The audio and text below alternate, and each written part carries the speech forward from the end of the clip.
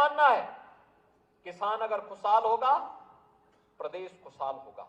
उत्तर प्रदेश जैसे राज्य में जहां पर धरती अत्यंत उर्वरा है, जल संसाधन प्रचुर मात्रा में है, देश के अंदर 16% आबादी, लेकिन 16% आबादी में 11% हमारी एग्रीकल्चर से जुड़ी हुई लैंड है, और देश की कुल कृषि से जुड़ी हुई भूमि में से 11% लैंड होने के बावजूद हम 22% से अधिक खाद्यान्न का उत्पादन अकेले उत्तर प्रदेश से करते हैं।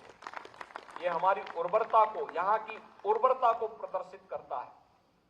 लेकिन इसमें अभी हमें बहुत कुछ करना है। जैसे यहाँ पे सीमैप की तरफ से बताया गया, उन्होंने अलग अलग क्लस्टर विकसित किए हैं।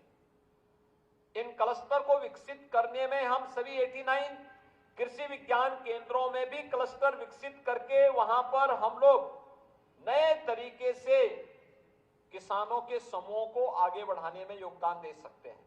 और मेरा मानना है, औषधीय पौधों की खेती में, उसकी प्रोसेसिंग में, उसकी मार्केटिंग को अगर हम उसके साथ जोड़ लें, कई गुना लाभ हमारा एक अन्नदाता किसान प्राप्त कर सकता है।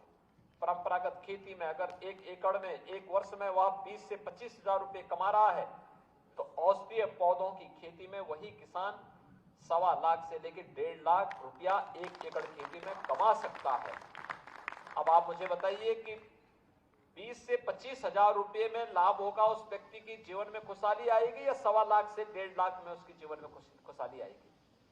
यानी स्वतः ही हम जान सकते हैं कि हम कई गुना उसको उसकी आमदनी बढ़ाने में योगदान दिया जा सकता है। और इस दिशा में जो प्रयास सीमैप और अन्य केंद्रीय लैबोरेटरीज के द्वारा यहां पर प्रारंभ किया गया है, मुझे लगता है कि यह सभी लोग मिलकर के अगर इस कार्यक्रम को आगे बढ़ाएंगे तो इसके और बेहतर परिणाम आएंगे।